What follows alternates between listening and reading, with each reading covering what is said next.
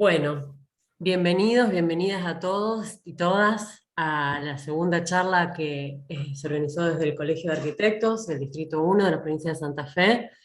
Esta es la segunda charla de un ciclo de 3 charlas de introducción al diseño bioclimático. Como decíamos, la charla anterior como una serie de charlas introductorias. Está dirigida a técnicos y profesionales y a público en general. Entonces no es requisito los conocimientos previos. Por ahí los profesionales se pueden encontrar con redundancia de terminologías y conocimientos, pero es por la generalidad de los asistentes. De todas formas, también va a ser de interés para los profesionales y técnicos. Bueno, paso a compartir pantalla.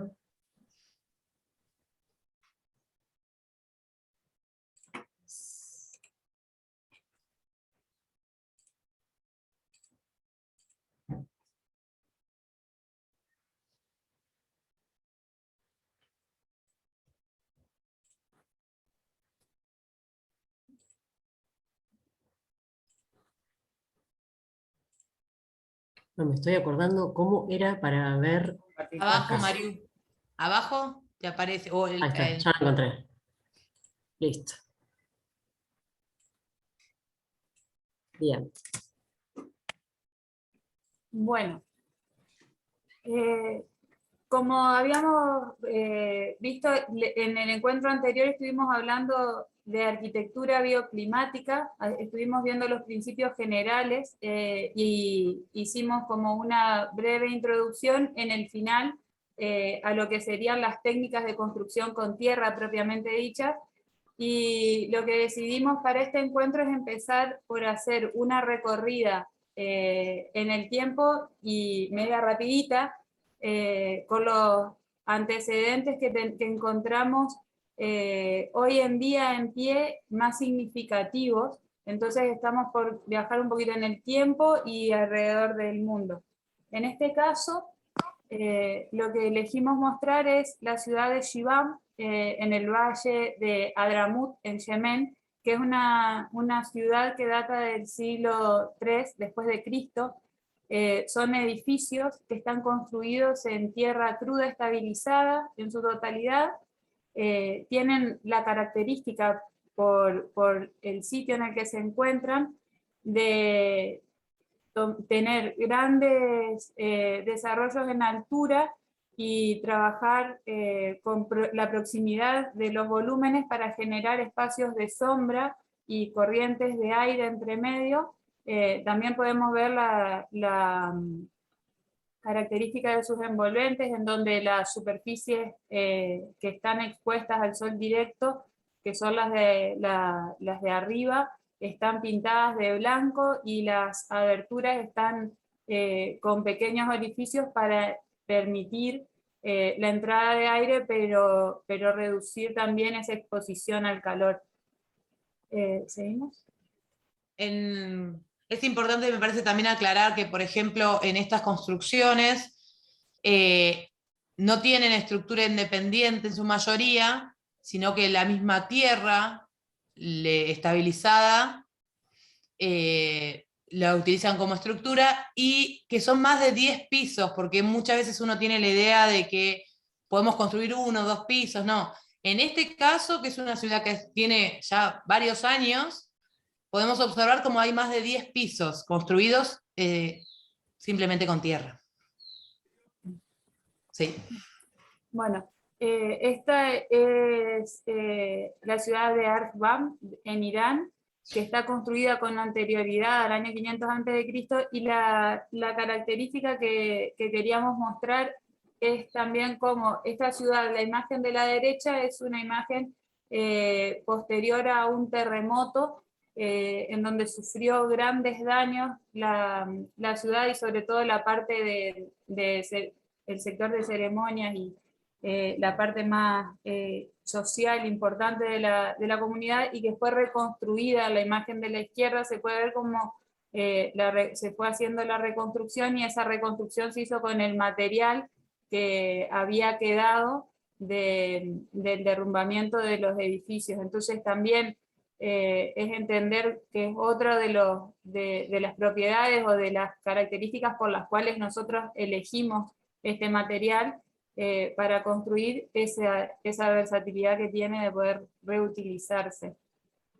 Generalmente las construcciones en tierra también teníamos algunos casos de ciudades que estaban construidas completamente con tierra y lo único que las destruyó fue la acción del hombre, por ejemplo, los bombardeos o los conflictos, digamos, bélicos, pero han perdurado en el tiempo con mucha dignidad esas edificaciones y ha sido el hombre el causante de su destrucción.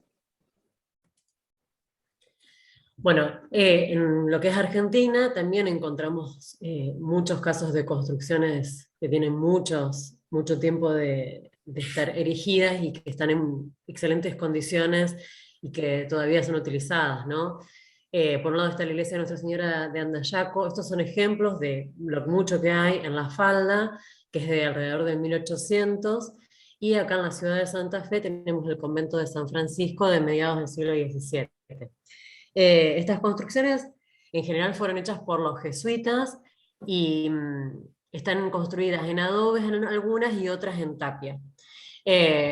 Sufrieron por ahí la intención de refacciones o de mantenimiento. Nos hemos encontrado, sabemos en las historias de recuperaciones de patrimonio, que se utilizaba el cemento como revoque con intención de restituirlas. Pero bueno, con el tiempo eso se fue viendo que no era lo adecuado, que es lo que justamente empeoraba la situación, y muchas de ellas se les fue retirando el revoque de cemento y recuperando el revoque de tierra y pintura lacal.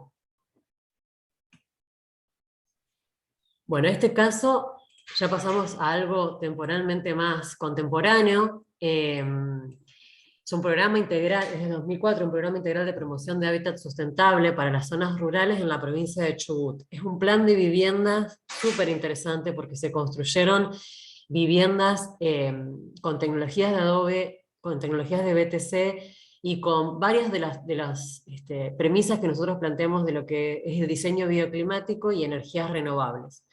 En este caso, por ejemplo, tienen las estrategias de los invernaderos, panelería solar para el calentamiento de agua, muros Stromen, que no fue algo que desarrollamos, pero que es un sistema para generar estas paredes negras que están detrás de las ventanas, captan la energía solar, con la pintura negra sobre el muro se genera más calor, y ese calor por arriba y por abajo circula dentro de la casa. Y durante el verano lo que se hace, se abren esas ventanas para que el calor no circule. Bueno, y acá vemos también casos de escuelas construidas en tierra. Esta es una de las escuelas que se construyó en Villa Antofagasta de la Sierra, en Catamarca. Un grupo del Ministerio de Educación de Nación está proyectando y llevando adelante junto con el equipo de Catamarca este programa que se hizo en 2011, no sé si recuerdan que fue un programa de escuelas en todo el país, y 10 de esas escuelas están construidas en tierra. Hay 6, si no me equivoco, en Catamarca, y se construyeron en algunos casos con BTC, que fueron fueron fabricados por la comunidad en el sitio, y utilizando también la mixtura con las técnicas locales como la de la construcción con piedra. Son escuelas que mantienen también el criterio completo de bioclimatismo. Y la siguiente es algunos ejemplos de planes de vivienda social construidos con tierra. Este es el caso de Chimapacha en Jujuy, donde el Ministerio de Desarrollo Social realizó este plan de vivienda, que fue parte también de un proceso que comenzó también la agrupación Tupac Amaru, y después se fue desarrollando en distintos lugares, y son viviendas en este caso de adobe con cubierta de torteado, que es una técnica que se usa en el noroeste argentino.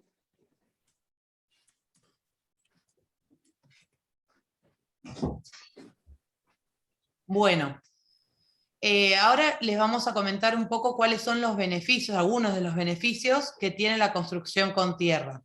Estamos pasando rapidito con los temas porque son un montón de cosas para hablar, ¿no? Pero bueno, después al finalizar todo, si quieren hacer consultas, no hay ningún problema.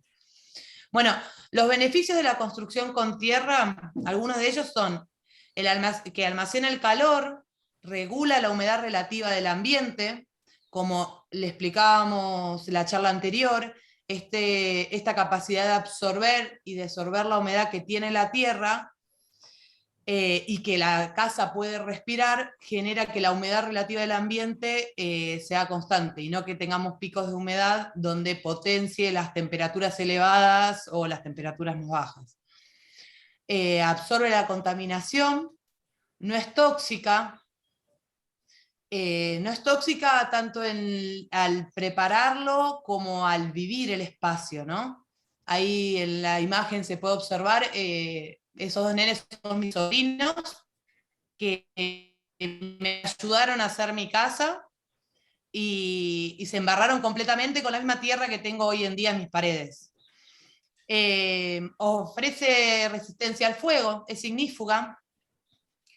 Eso también nos permite, por ejemplo, embeber la paja que tenemos dentro de las paredes para que las mismas no combustionen y no correr riesgo de que la vivienda pueda fácilmente prenderse fuego.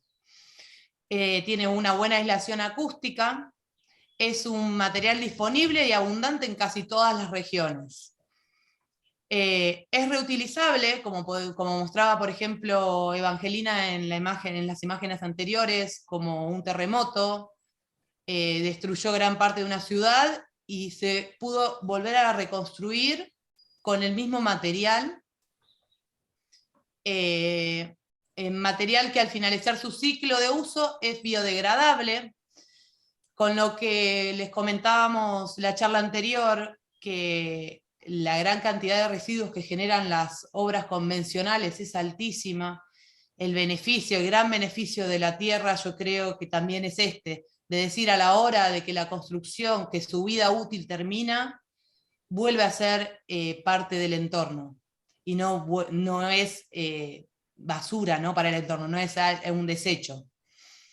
Bueno, preserva la madera, ya que la misma está recubierta por el barro y no por la tierra, y no sufre las inclemencias del clima. Mismo lo podemos ver cuando uno entierra un poste, que la parte que está dentro de la tierra no se arruina, se arruina el tramo que queda en el exterior, o justo cuando está apenas enterrado, no sé cómo decir, como en la superficie del sur. En la superficie. Eso, gracias, chicos. En la superficie. Pero la parte que está dentro de la tierra no se deteriora. Es apropiada para la autoconstrucción. Bueno, ahí en la imagen podemos ver a la hijita de Eva haciendo unos revoques en su casa. No solamente esto, sino que hay varias técnicas que son simples de aplicar, y que también la tierra nos permite esto de decir, bueno, alguna pared no nos quedó bien, tiene forma de solucionarse, no es un elemento que no se pueda reutilizar. Es apropiada para la autoconstrucción, ya lo dije. Trabajo inclusivo. Esto lo podemos ver ya sea porque se puede trabajar con diferentes edades y también con diferentes capacidades. No hace falta ser un experto para poder construir en tierra, ¿no?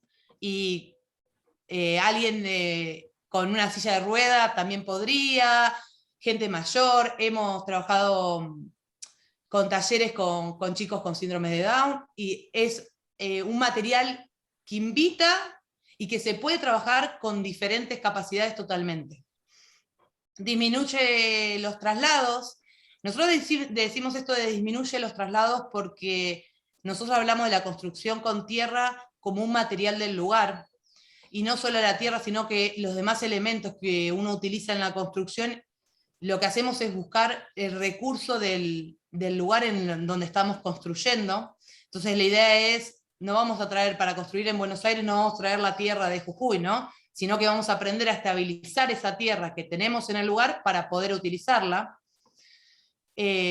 Amplias posibilidades estéticas, genera un ahorro energético, no solamente a la hora de vivir el espacio, sino también a la hora de producir ese material para vivirlo. Disminuye costos ambientales por todas estas cuestiones, y hay un montón de beneficios más, pero bueno, en principio les nombramos estos que nos parecían muy importantes. Decir que con respecto a la amplitud que tiene de aplicar estéticamente, es que generalmente uno está acostumbrado a vincular la construcción con tierra con una estética como esa que están viendo en la lámina, pero en realidad es porque la tierra te termina llamando a tomar otras formas, pero las terminaciones que se pueden lograr con construcción con tierra, como por ejemplo el fondo de Betina que tiene un revoque en tierra que está perfecto, planchado, y se le puede dar el color y la textura que uno desee. O sea, en ese sentido que lo nombramos también. Acá hay una pregunta en el chat o de última después contestamos todas las preguntas, seguimos con la exposición y después contestamos las preguntas. Pero esa es media importante, ¿no? Está bien. Aclararla de entrada, capaz. Bueno. Bueno, no, porque lo vamos a explicar. Lo vamos a hablar más tarde, por eso. Sí, ya les explico. Bueno, voy yo con los límites. Bueno, si bien, como veníamos hablando, la construcción con tierra tiene muchísimos beneficios, también es como cualquier técnica, tiene límites, que hay que conocerlos para poder aplicarla bien y no llevarse ningún chasco, digamos. Bueno, acá hay algunos nombrados. Se deteriora por la erosión del agua y el viento. En general, cuando nosotros hablamos de construcción con tierra, sobre todo en la zona donde estamos laburando nosotros, que es la zona cercana al litoral o central, digamos, siempre hablamos de, sea la técnica que sea que usemos, tenemos que tener unas buenas botas y un buen sombrero. El tema del agua y el viento, en realidad hay un error en general sobre el tema de la humedad que hace daño al barro, y como dijimos, la pared de barro tiene la propiedad de absorber y desorber humedad en forma de vapor. Lo que la daña es la agresión física del agua, el repiqueteo de la gota que va erosionando, lo mismo que el viento, y va como calando el muro. Por eso tenemos que tratar de evitar con aleros, en algunas orientaciones con paramentos verticales o parasoles que funcionen, claro, o revestimientos directamente que funcionen como barrera de esa agresión física que ejerce el agua y el viento. No es un material impermeable ni se debe impermeabilizar porque pierde esta capacidad de absorber y desorber el vapor, y cuando uno lo impermeabiliza, el vapor que queda dentro y no puede salir por ningún lado puede hasta deteriorar más rápidamente el muro. No puede, sino en general sucede eso. Hay paredes de algunos materiales de tierra que se han revocado de los dos lados, y a veces sube agua por capilaridad, pues son en general construcción viejas, donde por una cuestión de hermosearlas desde afuera no se tiene en cuenta un montón de cosas. En general las capas aisladoras no existen, y la humedad que sube por capilaridad termina pulverizando la pared porque esa humedad no tiene para dónde respirar, digamos. Es un material que no es estandarizado. Nosotros sabemos que cuando compramos cemento, cal, o cuando en general trabajamos con cualquier otro material, las proporciones y las cuestiones vienen dadas, digamos, no hay mucha ciencia. Bueno, en este caso, la tierra tiene esta característica que es muy local, incluso extremadamente local. Nosotros sabemos que trabajando en la zona de Rincón o de la costa, del lado de Arroyo Leyes y demás, la tierra es muy arenosa, mientras que si nos vamos a la zona de Recreo, de Sauce, ahí la tierra es más arcillosa. Entonces hay que como que estudiar bien las características en pocos kilómetros de esa tierra, como para estabilizarla, en el sentido de componer la proporción de arcilla, limo y arena, sobre todo para darle la correcta cohesión a la tierra que se la da la arcilla y la correcta estructura que sea fuerte que se la da la arena. Eso es más que nada estabilizarlas. A veces también se le agrega fibra y algunos otros elementos. Pero bueno, tenemos que saber con qué tierra contamos para saber qué otra cosa agregarle para lograr la tierra óptima, digamos. Y esa mezcla óptima va a depender también de la técnica que utilicemos. Ahora eso lo vamos a ver más adelante. Después, bueno, se contrae al secar. Lo que tiene la arcilla, que es uno de los elementos que compone la tierra, es que al secarse, al perder el agua con la que se hace la mezcla, se contrae y genera fisuras. A veces que la gente se asusta en el proceso constructivo, pero es algo que tiene que suceder y que es una etapa más de la construcción, pero bueno, eso no me quiero adelantar, lo vamos viendo más adelante. Pero hay que saber qué sucede, digamos, que se contrae. La escasa mano de obra especializada y de calidad, sabemos que no es fácil encontrar cuadrillas que sepan trabajar bien las diferentes técnicas de tierra, pero bueno, de a poco van surgiendo, sobre todo en nuestra zona. Después, bueno, el clima condiciona el avance de la obra, tenemos que programar bien la obra para no estar levantando paredes de adobe en medio de una época lluviosa, porque va a ser un dolor de cabeza, o bueno, a lo mejor a organizarla de manera que se den los pasos al revés. Uno primero puede hacer el techo, si estamos hablando de estructura independiente, y después ponerse a hacer las paredes de barro que por ahí necesitan protección en el mientras tanto que se van construyendo. Bueno, hay que digamos, programar obra y tener muy en cuenta la condición climática, mucho más que en una obra tradicional. Si ya no jode en una obra tradicional, acá hay que tenerla mucho más en cuenta. Después, bueno, requiere buen mantenimiento para su correcta conservación. No es difícil, pero es constante. Lo puede hacer cualquiera, pero hay que saber que sí requiere el mantenimiento necesario para conservar todas sus cualidades.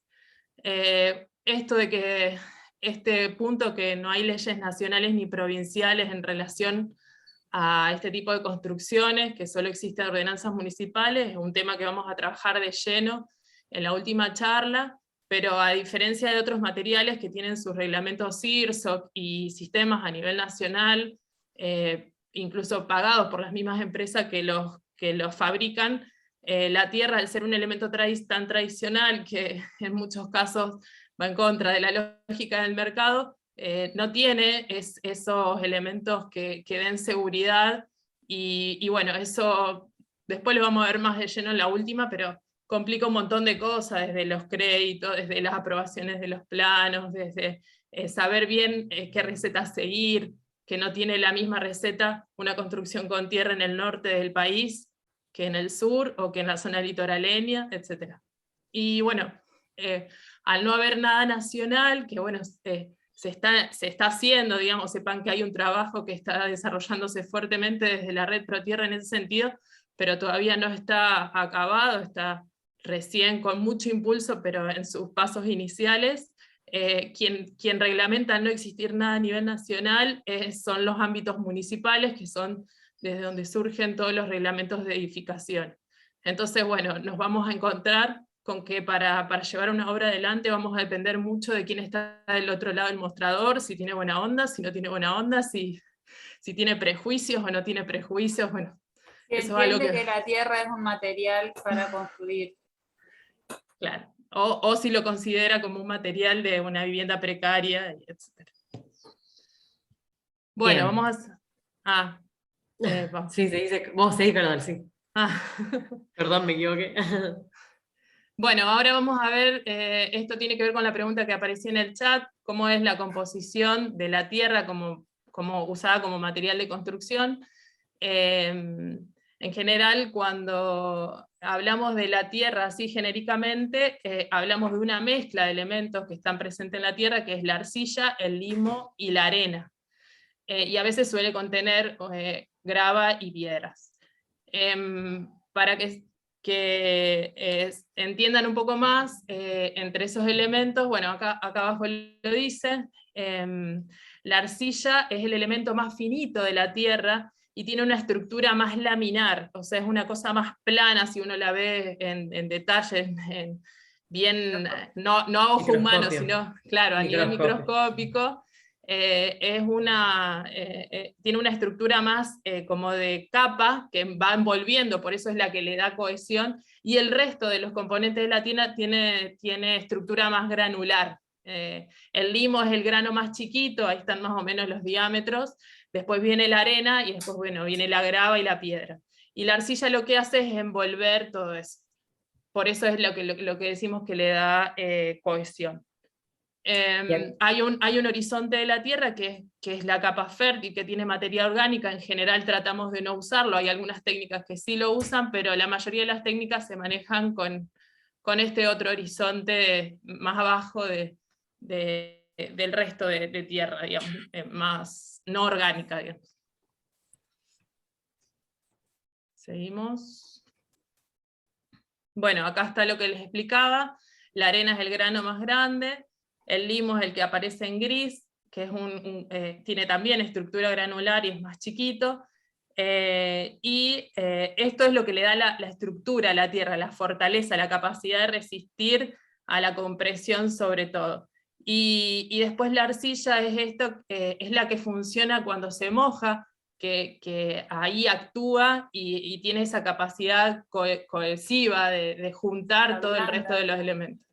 Exacto, y hace más trabajable el elemento de la tierra. Vas vos, Mario. Bueno, sí. Ahora vamos a hablar de algunos de los ensayos de campo, algunos de los ensayos, es decir, para hacer esta identificación de suelo que contaba la Caro, y según lo que prevalezca en la tierra que encontremos, vamos a estar hablando de tierras arcillosas, limosas o arenosas.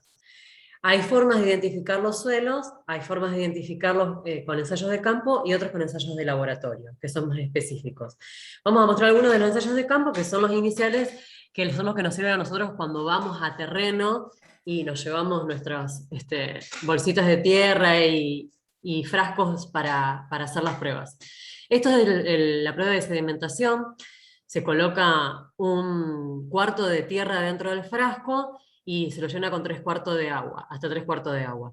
Se lo agita, se lo mueve mucho, la tierra tiene que estar desterronada, no deben meterse pelotas de tierra, sino que hay que desarmarla, tienen que ser lo más suelta posible, y de todas formas se lo agita bien, se lo deja quieto durante un periodo de tiempo, que pueden ser 48 horas, y se mira, se observa las capas que se forman de la tierra. Entonces, vamos a ver que en el fondo del frasco vamos a estar encontrando los granos más gruesos, la arena.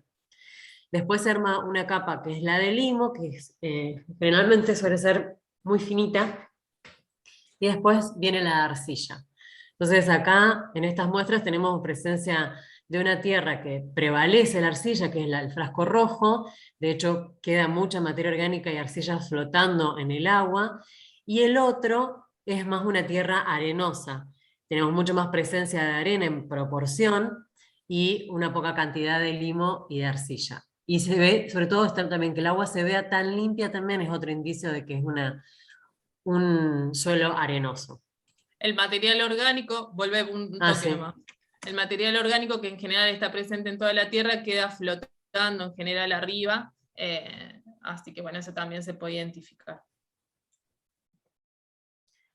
Bueno, esta es la prueba de resistencia que se hace con una pastilla, se mezcla la tierra arcillosa o arenosa, la tierra que tenemos, se la mezcla con agua, se la amasa, se forman estas pastillitas, se las deja secar, se puede, junto con el molde se puede medir la retracción, es decir, cuánto se achicó, y eso nos va a hablar de alguna característica. Si se achica mucho, es bastante arcillosa; si no se achica tanto, si no contrae tanto, es más arenosa. Y después se la parte a la mitad, se la rompe a la pastilla, y según la resistencia que presente para romperse, o si se desgrana cuando se rompe, vamos a identificar si estamos en presencia de arenosa o arcillosa. Inicialmente es esta la identificación, digamos, como la diferencia que podemos hacer. Ya después, con estudios con ensayos de campo, se pueden de laboratorio, hay mejores identificaciones del tipo de suelo. Esto es el lavado de manos, nos ensuciamos las manos con la tierra y las metemos en un balde con agua para sacarnos el agua, no el chorro, sino meterlos en el balde. Y bueno, si se lava con facilidad, es arena. Si presenta un poco de dificultad, es el limo. Y si ofrece más resistencia para sacar lo que nos tenemos que frotar, ya es arcillosa. Pero en general el limo, sí, que en general el limo y la arena salen más fácil, digamos, de la mano. Este Sí. tipo de ensayos que nombra Mariu como ensayos de campo generalmente nos pueden servir, por un lado, si necesitamos en algún momento construir con el construir con el material que encontramos en el sitio en donde estamos por construir, que puede ser por una cuestión económica, ecológica, ideológica.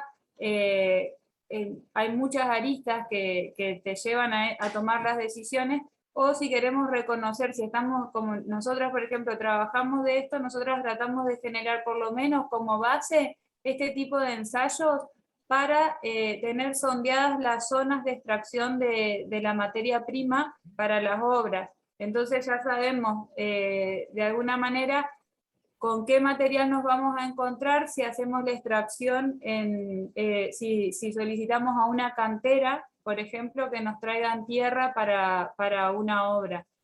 A modo de ejemplo nomás, acá en Santa Fe, a lo mejor a muchos lo conocen, pero sabemos que si le pedimos a Román, que está en la zona del parque industrial, nos va a traer tierra más arcillosa, y si pedimos en alguna arenera de la zona de la costa, sabemos que viene más arenosa. Entonces ya sabemos cuando pedimos a quién, o cuando nos falta componer la tierra de determinadas características, sabemos a quién pedir. Bueno, acá ya son los ensayos de laboratorio. Esto es uno de los ensayos, que es el de granulometría. Se utilizan tamices con diferentes aperturas de malla, y se va evaluando según la cantidad de tierra de cada uno de los tamices que pasa, cuál es la característica. En este caso ya, para los ensayos de laboratorio se combinan una serie de ensayos para hacer un diagnóstico, ¿no? Es como la selección de diferentes ensayos, y con los resultados de todos esos ensayos se da el resultado final y característica completa del suelo.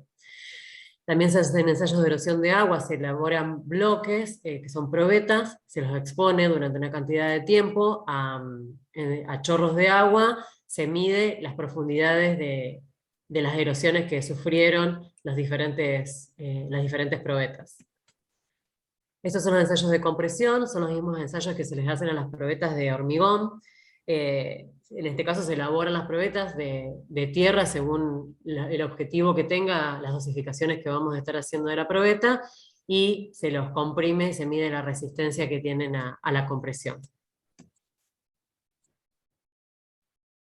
Bueno, eso es todo por lo que podemos pasar, digamos, en lo que son identificados. Hay muchos más ensayos de campo y de laboratorio. Estos son algunos de los que quisimos contarles. De nuevo, los ensayos varían en función de los requerimientos. No es lo mismo tomar la decisión de la tierra que se va a usar para una vivienda que para un plan de vivienda. Entonces necesitamos, o si se va a hacer un ensayo de tierra para una técnica como las que vamos a ver que tienen un moldeado directo, digamos, que si hacemos la selección de tierra para adobes. Ahí en Santa Fe lo que hacíamos con las chicas era poder identificar la tierra que iba a usar el fabricante de los adobes, que era una ladrillera que nos había aceptado eso de hacernos y de dejarnos elegir no solamente la tierra, sino también la fibra que iba a usar para los adobes de las obras. O sea, al ladrillero le decía que nos haga los adobes con una tierra particular y una fibra particular, y que nos los cosa, y que nos los venda. Y un molde. Y un molde particular. Era una masa ladrillera. Y ahí iba a decir algo, ya se me fue. Tienes que decir todo esto. ¿Yo? Me toca a Sí. mí. Bueno. Bueno, no, hay un montón de técnicas de construcción con tierra. Nosotros vamos a nombrar por ahí las más usadas en nuestra zona. Van a encontrar material sobre otro montón más, hay muchas en experimentación también. Acá vamos a hablar, vamos a barrer estas 6, están agrupadas de a 2, que tienen que ver con la consistencia de la mezcla para hacer cada una de estas técnicas. La quincha o la fajina, que son sinónimos, con el adobe tienen una mezcla de una tierra un poco más plástica. Ahora van a ir explicando las chicas cada una de ellas. La tapia y el bloque de tierra comprimida, a diferencia de las otras que lleva bastante fibra y pasto en la misma mezcla, no llevan y tienen una mezcla de tierra más limosa, mucho más tamizada, más pura. Y bueno, y después el bloque de tierra alivianada y la tierra alivianada en Cofrá, que son prácticamente más fibra predominantemente, que se embebe con una barbotina muy líquida de barro. Y bueno, con esas mismas mezclas se logran diferentes técnicas, sirven para diferentes técnicas con diferentes funciones, pero hay otras maneras también de clasificar las técnicas con otros criterios, después los veremos.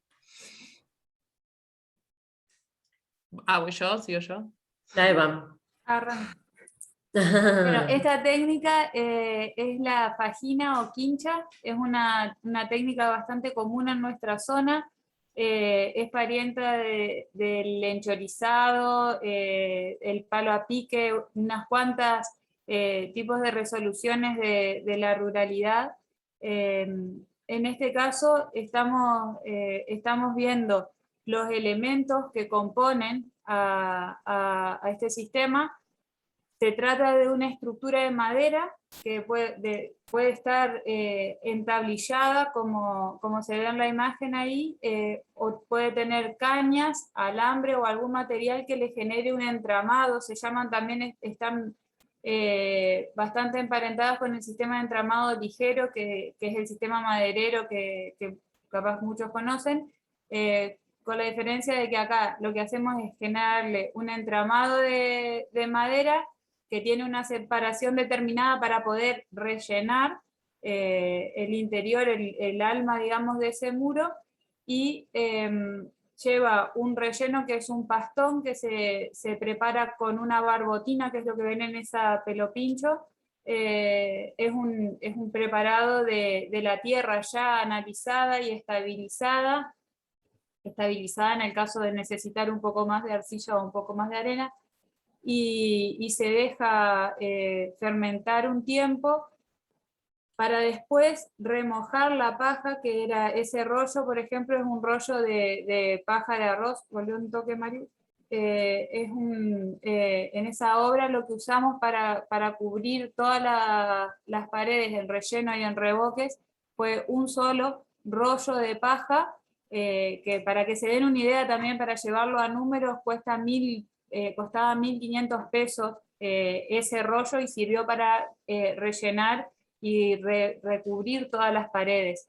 Después de embeberse en esa canchada que ven ahí en el piso, se pasa al interior y se embarra. Y en la imagen, en la cuarta, perdón, última, en esa lámina, se puede ver cómo se pueden prefabricar las piezas partes para las obras, para llevarla directamente y hacer el embarrado. Sí, sí. Bueno, acá estamos viendo cómo esa obra, que es una sala de ensayo de mi hermano, lo que se trató de hacer es, la pared que ven que ya está rellena estaba apoyada contra una construcción existente, entonces lo que se hizo fue hacer un muro nuevo con un relleno con paja que lo que tiene es una propiedad que es un muy buen aislante acústico, y toda la estructura, el entramado está puesto en diagonal para también sumarse estructuralmente en la rigidización. Y después esa obra fue, primero la techamos, como contaba Ila Caro, que es una de las cuestiones que tratamos de hacer. Este sistema es rapidísimo, ese montaje se hizo en 2 días, el montaje de la estructura, y ya pudieron techar para poder trabajar en el interior sin tener problemas con las inclemencias climáticas. Y después, en ese caso, se se revocó con tierra y se completó con una técnica que se llama javelga, Javelga. como una pintura de cal. Seguimos. Claro. Voy yo. Bueno, seguimos con el sistemas de mampuestos. El Adobe es un sistema de mampuestos sin coser, como dijimos, es básicamente la misma, o sea, el mismo proceso que el ladrillo, solo que no va al horno. Se arma un pastón, una mezcla con bastante tierra esta vez y una proporción de paja. Muchas veces se le agrega como parte de la fibra bosta, que ayuda a estabilizar bastante la tierra, le da mucho más cohesión a la hora de trabajarla, la mezcla se hace más plástica y trabajable. Esa mezcla se vuelca sobre los moldes de madera que están ahí abajo a la izquierda. Hay veces que son simples, otras veces que son dobles o múltiples. Se rellena con la mezcla de tierra, se corta con una regla o con algo, con una regla, con un palo, con algo, hasta que queda la superficie de arriba lisita, y después se desmolda y se deja secar. Tiene diferentes etapas de secado, depende del lugar donde se estén cortando los adobes, hay veces que hay que cubrirlos un poco más desde del sol tan fuerte de entrada, sobre todo si es verano, porque se rajan más rápido, la evaporación rápida del agua hace que rajen mucho, y hay muchas veces que se dejan secar primero acostado, luego se los para, luego se los va encimando, pero siempre dejando que corra aire hasta que estén bien secos.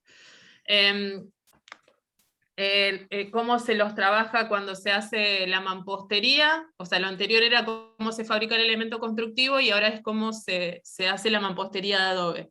A diferencia de la de ladrillo tradicional, la mampostería de adobe tiene que hacerse como en cordón, en todo el perímetro que hay que levantar. No se puede hacer primero una pared o una L de pared dejando las trabas y después lo otro, o no conviene porque el adobe, digamos, que se pega con la misma mezcla con la que se hacen los adobes, se usa de junta, entonces esa mezcla va asentando con el tiempo, entonces si uno levanta en distintos tiempos, el asentamiento es diferencial y no se logran las trabas, o sea, vos levantaste esta pared, cuando querés trabar esta, las juntas se te achicaron, no te entras, es un lío, digamos, y además tienen asentamientos diferenciales, así que siempre hay que, como se ve en la imagen del medio, llevar toda la altura de la casa continua, y se sugiere que no se levante más de 50 centímetros por día, porque se pueden como abananar las paredes, por decirlo de alguna manera, o ir queriendo volcarse.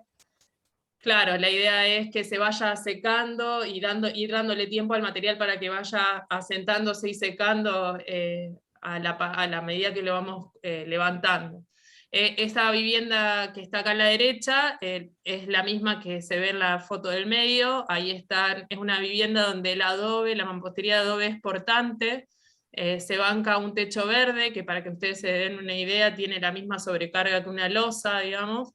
Y para eso necesita estos contrafuertes que ayudan estructuralmente a la pared. Es una pared de adobe de 30 centímetros, porque las luces en el ambiente interior eran alrededor de 4 metros. Todo lo que les estamos contando por ahí de cómo fabricar o cómo ejecutar la obra que expliqué yo, son cuando, de nuevo, insisto en el tema de la escala de la obra, porque también se puede comprar pastón, o sea, podés contratar en una ladrillera, llevarle el material y que te vendan el pastón a granel para hacer una obra grande o para hacer, no sé, un barrio. O sea, hay distintos recursos y los ladrillos se pueden hacer in situ, pero también se pueden encargar porque ya existe el mercado también en ese sentido ahora, hoy en día, digamos. Bueno, otra de las técnicas es la técnica de tapia. Es tierra compactada con pisona dentro de un encofrado de madera o metálicos. Acá la consistencia que va a tener el suelo para trabajarlo va a ser mucha más fina. Por ejemplo, en la primera foto lo que vemos es que están volcando la tierra en una desterronadora. Hay que hacer que la tierra sea un polvo, digamos, que esté en una consistencia bien desgranada. Se la puede estabilizar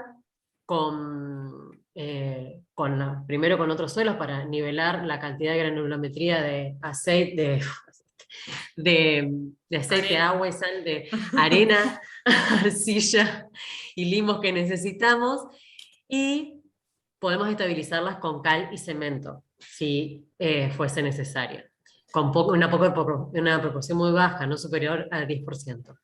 Aprovechando Después, el furcio de Marium, muchas veces comparan el tema de las recetas para estabilizar o para componer la tierra con la cocina, porque hay variedad de lo que se le ocurran, así que... sí. Bueno, ahí vemos cómo es el encofrado. En la imagen del medio se ve un encofrado de madera en una pared curva que se está trabajando, en el otro es un encofrado metálico, es paredes de diferentes espesores. Acá lo que tenemos es, para tener el confort térmico, tenemos la masa térmica. Entonces, en este caso, cuanto más ancho sea el muro, vamos a lograr mejor confort térmico, por esto que hablábamos de la inercia térmica de la Tierra, que mejora con su espesor, ¿no? Y en la otra punta tenemos un edificio que es de José Tucubillas, que está construyendo en Asunción, en Paraguay. Está en ejecución este proyecto, y como ven tiene los 2 pisos construidos en tapia. Es muy bonito cómo está quedando este proyecto. Acá tenemos proyectos de otros lugares. La primera foto, esa que se ve bien colorada, es de ese mismo proyecto. Estos ya son más internacionales. Nosotros hasta ahora no hemos tenido la oportunidad de construir con tapia, pero bueno, es una de las técnicas que más nos gusta también y pendientes. que queremos desarrollar. Y esto es el bloque de tierra comprimida. La mezcla es muy parecida. Acá también se está tamizando la tierra para fabricar los bloques. Es un mampuesto de tierra estabilizada con un pequeño porcentaje de cemento compactada en máquinas llamadas bloqueras. La primera bloquera se fabricó en los años 70 en Centroamérica, no recuerdo muy bien, nunca registré bien cuál era el país, pero la intención Estamos era... debatiendo eso. Estuvimos debatiendo el país donde surgió. Bueno, era una bloquera manual y el objetivo era la fabricación de viviendas sociales.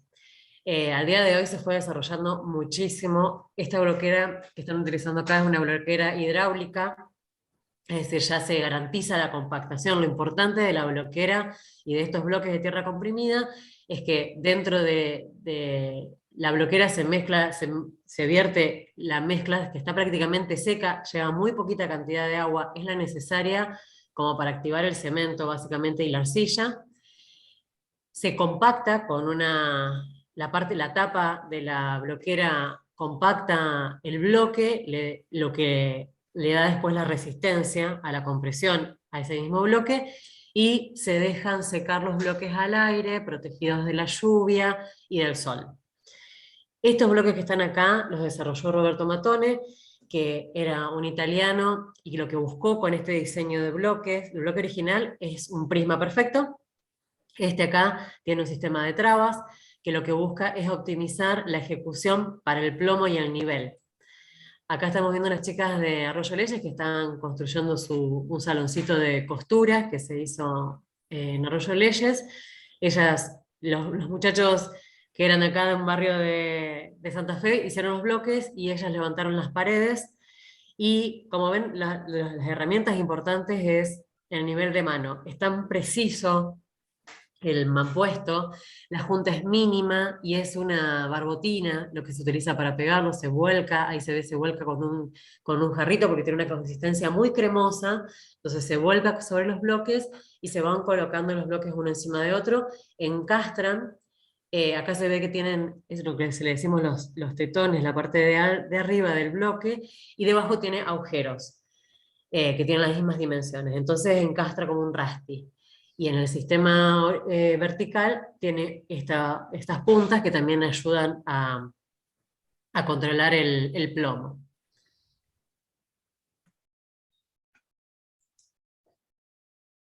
¿Betu? Hola, Betu. Ahí está. A mí sé que me llega un poquito más tarde el pasaje de diapo. Bueno, ahora yo les voy a hablar un poquito de lo que es el tema de los bloques de tierra alivianado. La mezcla que generamos para este tipo de bloques es una tierra hecha barbotina, que la consistencia de esa barbotina va a depender de la cantidad de arcilla que tenga la misma, porque el objetivo de esta barbotina es embeber bien toda la fibra. En este caso estábamos usando paja de trigo. Entonces, como la tierra de acá del delta es muy limosa, le tuvimos que poner bastante espesa la barbotina para que puedan beber bien toda esa fibra y que a la hora de secarse no se le vaya la tierra, no se lave. Preparamos la barbotina con la paja y lo que hacemos es usar moldes, como hacíamos en el caso, por ejemplo, de los adobes. La característica que tiene esta técnica es que el relleno es muy liviano, ya que contiene mucha cantidad de fibra. Entonces los bloques se pueden hacer de un tamaño mayor, ya que el peso no es tanto. Si bien igual pesan, porque la tierra pesa un montón, pesa, pero se puede levantar. Una persona con la mano lo puede levantar por más que sean bloques más amplios.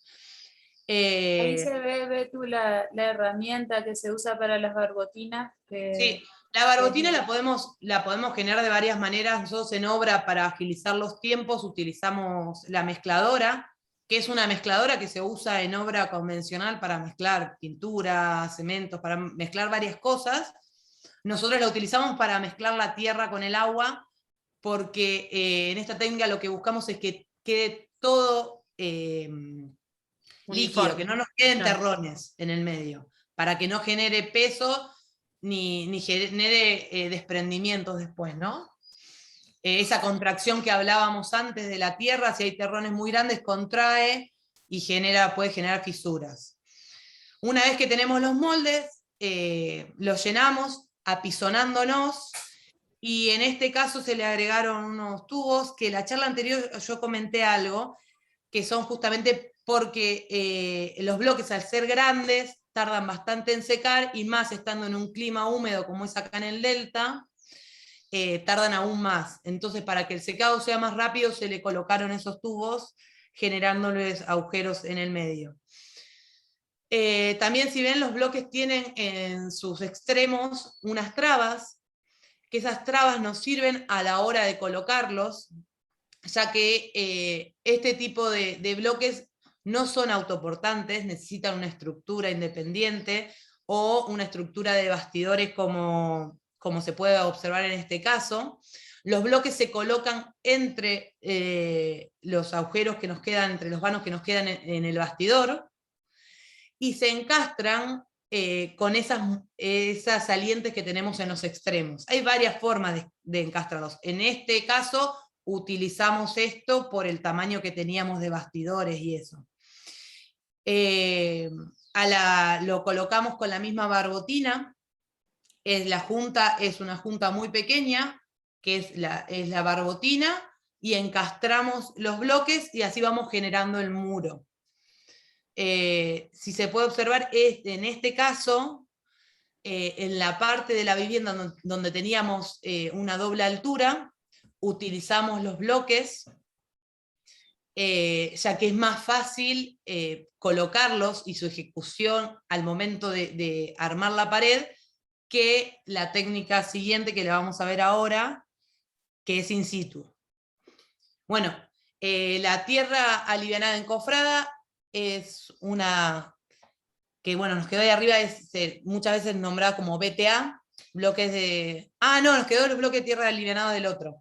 Tierra alivianada encofrada es... Lo que hacemos acá es generar la misma mezcla que expliqué anteriormente para conformar los BTA, lo utilizamos pero directamente en el muro. Lo que hacemos es generarle un encofrado, y vamos rellenando el encofrado y apisonándolo. Mariu, si querés pasar a la próxima. Acá se puede observar cómo en la imagen de la izquierda se ven los bastidores con un encofrado perdido, con un fenólico que actúa como encofrado perdido, y se le va poniendo, en la segunda imagen se ve el encofrado, que es una tabla de madera, y dentro de ella le vamos colocando el material y lo vamos apisonando, con pisones de madera o bien con la mano. Lo importante es que esté bien apisonado para que se genere todo un bloque, una vez que le sacamos el encofrado. Acá pasa lo mismo que en los bloques, que lo que hicimos fue agregarle estos orificios para que se seque más rápido, ya que al tener el encofrado perdido del otro lado, dificultaba el tema del secado. En esta vivienda, por eso este sistema de encofrar y rellenar y apisonar, cuando uno tiene una doble altura, es más complejo. Por eso utilizamos la misma mezcla, pero con los bloques de tierra alivianado. Acá atrás mío se puede observar la parte esta que estamos viendo. Atrás mío, al lado de los postigos, tenemos la tierra alivianada encofrada, y en la parte superior, toda esa parte está construida con los bloques de tierra alivianada. Bueno, esos son algunos tipos, o sea, uno va eligiendo la técnica según el lugar, las condiciones y para qué la vamos a utilizar. Bueno, vamos a aprovechar el pase que hacemos ahora para iniciar con techos verdes, para pedirles que en el chat pongan los nombres de quienes están presentes, tipo una toma de asistencia. Vayan escribiendo solamente sus nombres y apellidos, así nos quedan registrados después en el chat y podemos tomarlo para el tema de los certificados. Bueno, nosotros vamos a seguir avanzando. Eso no eso que les pedimos es porque a veces no coincide el nombre de usuario Sí, con el nombre de las asistente. cuentas de Zoom con el suyo. Sí. Que usan el del nene, la nena. El trabajo. Del trabajo. Del trabajo. Bueno, acá vamos. Bien, con respecto a las cubiertas verdes o techos vivos, cubiertas naturadas, techo verde, diferentes formas de llamarlos. Son sistemas constructivos que permiten disponer naturaleza viva, plantas, en los techos, en condiciones tales que permitan su supervivencia durante un largo periodo de tiempo. Los sistemas de cubiertas naturadas permiten plantar sobre cualquier plano de techo, desde una carpeta continua de césped hasta jardines completos que incluyan cobresuelos, arbustivas o árboles. Cubiertas naturadas son aquellas que contienen elementos vegetales vivos como parte integral del sistema del techo. Un techo con plantas colocadas en recipientes, es decir, unas macetas que tengamos sobre la terraza, no sería un techo vegetal. En tanto, estas no estarían formando parte integral del sistema constructivo del techo. Esto es como para conceptualizar de qué es lo que estamos hablando cuando hablamos de cubierta verde. Bueno, nosotros lo que vamos a hacer es una clasificación en lo que son los beneficios públicos y los beneficios privados. Si querés. Dale. Acá voy yo.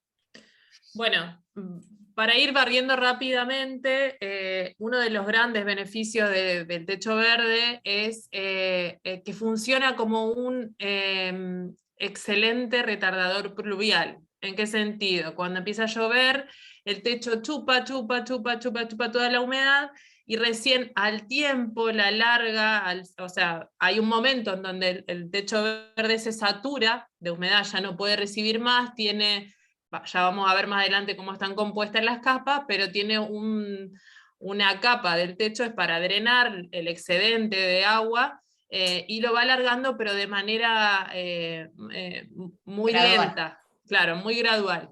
Entonces, lo que sucede en general con los techos de chapa o las losas tradicionales es que enseguida, al recibir, vuelcan todo el caudal de agua que reciben y lo vuelcan a la vía pública, generando las congestiones que ya conocemos, sobre todo en Santa Fe, y por eso hubo que hacer una ordenanza sobre retardadores pluviales, nos hacen poner unos tanques horribles en las casas. Bueno, este tipo de techos de cubiertas ayudaría a a que ese caudal de agua vaya de manera mucho más lenta y mucho más dilatada al momento en que se da la precipitación.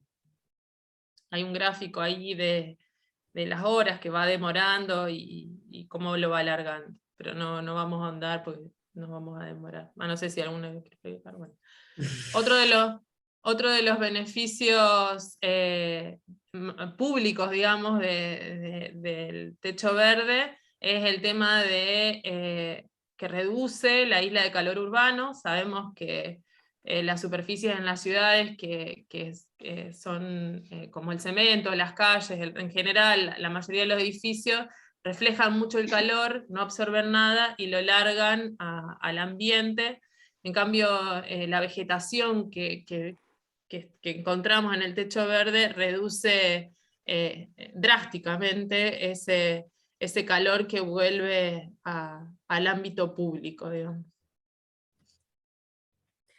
Bueno, y acá tenemos una forma de medición y de comparación de lo que estaba diciendo Caro en cuanto a eso de la reducción de isla de calor.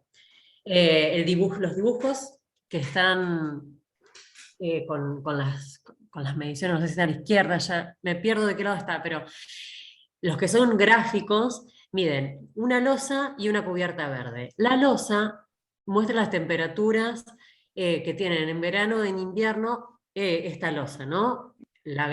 Pasa de 80 grados en verano y en invierno menos 20. Y la oscilación que hay entre invierno y verano son de 100 grados centígrados. El gráfico que muestra una cubierta naturada, que podría ser esa misma losa con toda la vegetación y el sustrato, todo el sistema de cubierta naturada arriba, reduce muchísimo menos. Las temperaturas están tomadas en la superficie de la cubierta, ¿no? Todavía no estamos hablando del interior, estamos hablando del beneficio, de los beneficios públicos y de lo que se irradia de temperatura al ambiente. Entonces, el techo verde mide más 25 grados en verano y menos 5 en invierno. Las oscilaciones son de 30 grados entre las dos estaciones del año. Y después, la imagen que muestra las fotos, están tomadas con una cámara térmica, entonces se ve, bueno, mide ahí en grados Fahrenheit, ¿no? Lo que está más en lila tiene menor temperatura y lo que está en amarillo mucho más calor. Es impresionante la diferencia, es como muy esclarecedor. Dos construcciones una al lado de la otra, una toda vegetada y con vegetación y con vegetación en la cubierta, cómo se ve oscuro. Fíjense cómo se ve bien oscuro lo que es vegetación y del otro lado completamente amarillo esa misma superficie, tanto en el piso como en el suelo como en la cubierta. Bueno, por otro lado está el comportamiento térmico de diferentes elementos que sirven como cubierta. Acá hay una comparación entre el cartón bituminoso,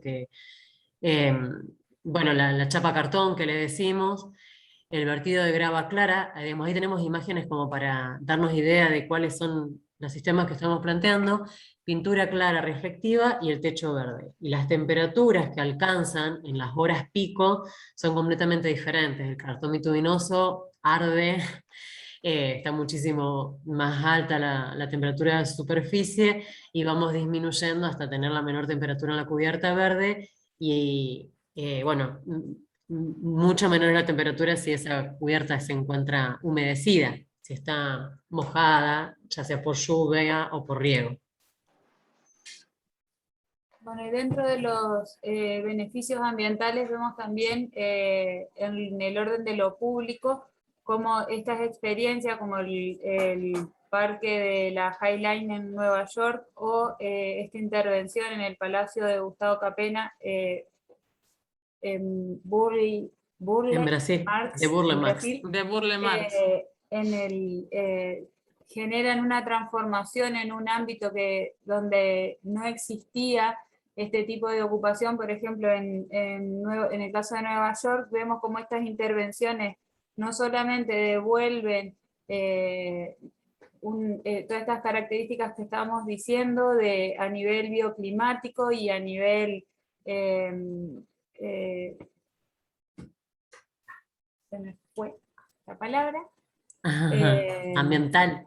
ambiental urbano, sino que también generan una ocupación diferente. Nosotros, por ejemplo, en el techo verde, yo estoy ahora en un espacio que da a una cubierta verde, y ver el flujo de insectos y de aves y la vida que hay en ese espacio es de alguna manera esperanzadora, porque decís, no hace falta tanto, o sea, con un gesto mínimo como lo es ajardinar una cubierta, se puede recuperar el carácter de un ecosistema en un entorno urbano. Seguimos.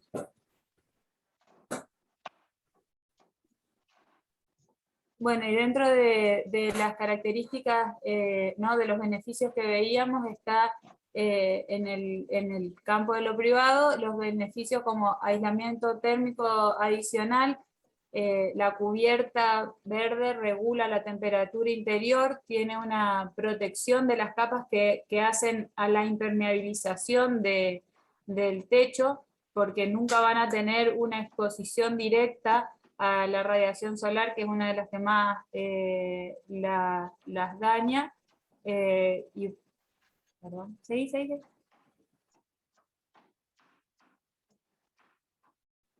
En este gráfico lo que podemos ver es cómo son los niveles de temperatura. La temperatura ¿la sigo, Eva?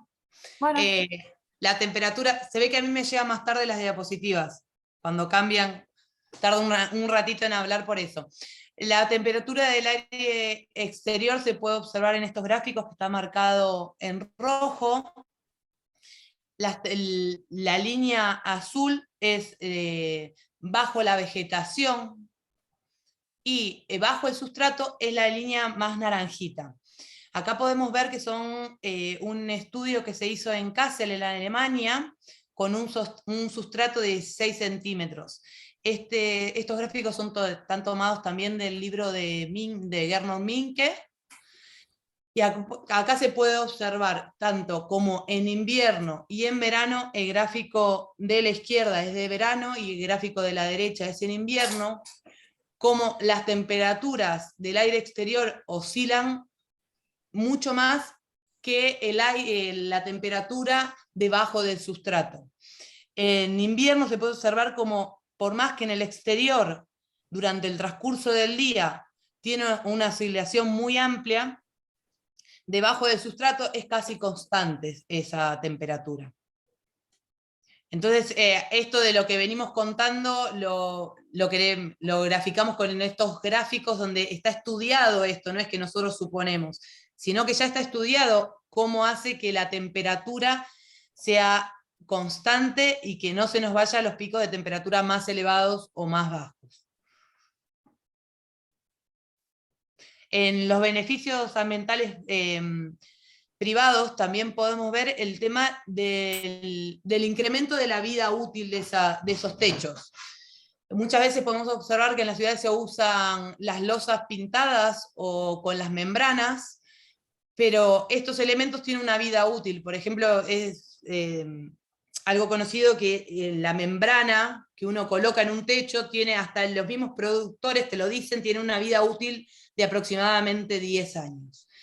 Si a este mismo techo, con esa misma membrana, se le coloca el techo vivo sobre esta, hay estudios en Alemania que se sabe que esa membrana, si está bien colocada, puede durar más de 100 años. Entonces la vida útil de esta capa de aislación hidrófuga es muchísimo más elevada.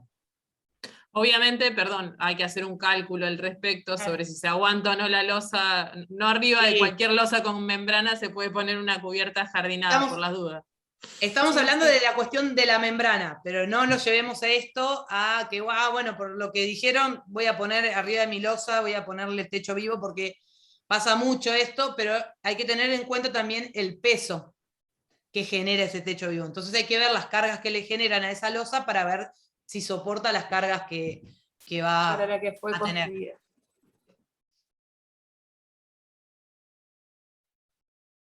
Bueno, y dentro de los beneficios también está el de aislación. Esta es la sala que vimos al principio, que les contaba, que fue construida con quincha y en la superficie del techo también se decidió optar por una cubierta verde con poco requerimiento de mantenimiento pedido por el propietario, pero que tiene la doble función de disminuir un poco la temperatura y de colaborar también en la disminución de sonido.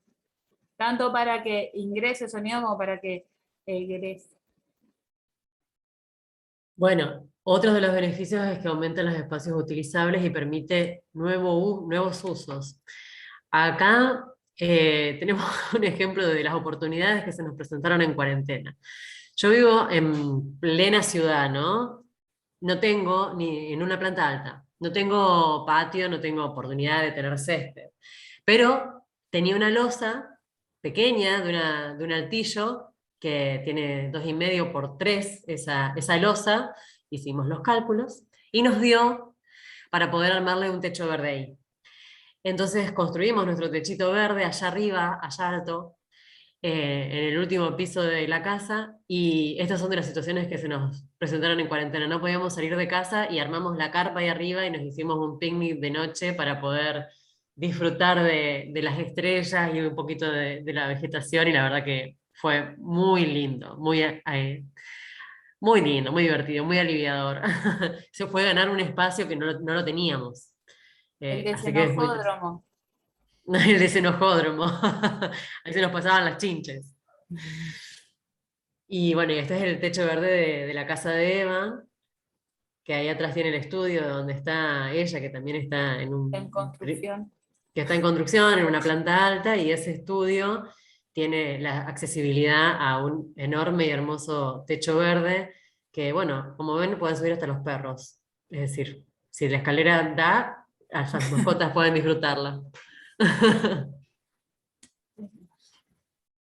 Bueno, y acá hablamos de la diversidad de situaciones constructivas con las que vamos a analizar para elegir la cubierta que vamos a proyectar. Acá pusimos para ilustrar justamente el dibujito ese es de mi hijo, de un dibujo que tuvo que hacer para su casa. Y como yo para la escuela de su casa. Como yo les contaba, ese techo es chiquitito, son 2,5 por 3. Pero para nosotros es tan importante, pasó a tener un lugar central de cuidado, de cómo está el techo, de riego, de no sé qué. Entonces él dibujó todo el techo de la casa, que es muchísimo más grande, con la cubierta verde. Y ahí nos dibujó a nosotros, a mí en el balcón, a Fernando, mi compañero, en el techo, él llamándolo desde la ventana, digamos, una situación muy común en casa, pero la fuerza que tiene ese techo verde para nosotros quedó representada en su dibujo para la escuela.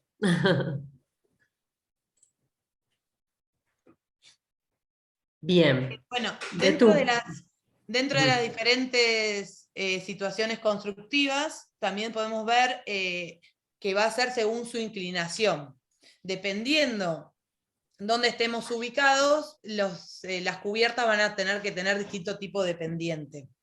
Acá podemos ver cómo se pueden hacer techos vivos en techos con débiles pendientes, que hablamos de un 5%, con techos con fuertes pendientes de un 36%, hasta en techos empinados de 84%. Sí hay que tener en cuenta la forma a la hora de ejecutar ese techo, cómo lo vamos a hacer para que no se lave esa tierra. Más que nada, en un principio, cuando uno coloca el sustrato y todavía la vegetación no está sentada, no está enraizada toda esa vegetación, se puede llegar a lavar la tierra si no está bien ejecutado ese techo. Entonces, en los techos con mayor pendiente, con los techos empinados, se le colocan barreras, varillas, que vayan haciendo de traba hasta que se consolida el suelo. Y esas trabas quedan debajo del sustrato, para no tener problemas con el tema del desprendimiento de ese sustrato, ¿no?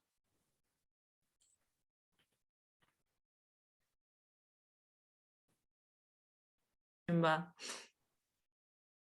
Bueno, hay diversas situaciones constructivas también según su vegetación. La vamos a clasificar en dos, en intensivas, estas abarcan, en intensivas y extensivas, que después vamos a explicar las extensivas. Abarca plantaciones de plantas vivaces, plantas leñosas y superficies de césped.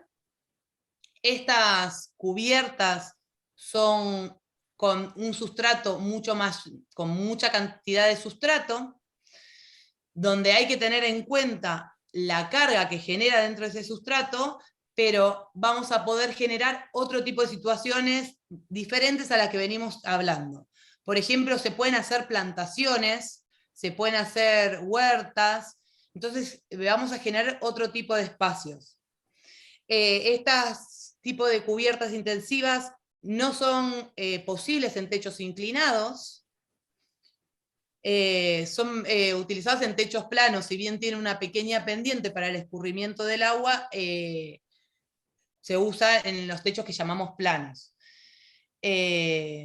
Acá está marcando que un espesor de sustrato mínimo de 30 centímetros, deben ser abastecidas con aguas y nutrientes, que en las extensivas no es necesario que tengan sistemas de riego, no es en algunas ocasiones. En cambio, en este tipo de cubiertas sí ya necesitamos un sistema de riego, un sistema de nutrientes, son más complejas. Por eso no es tan habitual encontrarlas. Aparte porque tiene un cuidado intensivo y es más costoso. Nosotros nunca efectuamos una cubierta intensiva. Lo que hacemos son cubiertas extensivas. Generalmente estas imágenes son del techo de nuestra casa, y ahí se puede ver, están en chiquitito las fotos que sacamos en determinadas estaciones, o sea, vamos haciendo, ese techo está en este momento funcionando por sucesión biológica. Lo que se hizo fue sembrar, digamos, pusimos tierra, la carga de tierra, está el banco de semillas de la zona, y va creciendo. En este periodo de nuestra vida decidimos dejarlo por sucesión biológica. Tuvo un momento en el que se regaba y se cortaba el pasto, y el deseo de Mario, mi compañero, era de que se vea como una cancha de golf. Y ahora está en mis manos y tiene estas características, ¿no? Bueno, son plantaciones que crecen naturalmente sin ser sembradas. La vegetación del musgo y de suculentas o pastos aparece en distintos lugares, van intercalándose cuando se seca. Todas las gramíneas y las especies que son de crecimiento en las épocas de lluvia, eso forma parte, se acuesta y arma un recubrimiento que permite que crezcan los otros. Su sustrato es bastante reducido. En el caso de nuestra casa tiene 6 centímetros, y aunque tiene una pendiente de 8 grados aproximadamente, no hubo un gran desprendimiento por esto, ¿no? De que vamos respetando que siga manteniéndose siempre con una situación de enraizamiento ahí leve. No tiene riego, como les decía. Bueno, la forma es duradera, y bueno, sobreviven sin cuidados, es resistente a sequías y heladas. Las plantas, el único cuidado, digamos, que tratamos de tener es de hacer un raleo cada tanto para poder identificar si por alguna semilla que voló en algún sector no está creciendo alguna planta que tenga características radiculares que puedan llegar a comprometer las capas impermeables de la cubierta, pero de todos modos tenemos otros recursos para tal fin. Bueno, Acá vemos la diversidad de situaciones constructivas según su uso, su utilidad o su objetivo. En este caso vemos también que estas situaciones permiten características ecológicas. Bueno, vamos a pasar porque no vamos a llegar, me parece. Bueno, según su clima y su microclima. Digamos, vamos a ver, nosotros ya presentamos en la charla anterior el mapa de climas del país, y bueno, va a ser parte de toda la información que estuvimos hablando para el diseño bioclimático, es parte de la información que vamos a tener para seleccionar el tipo de cubierta que vamos a tener.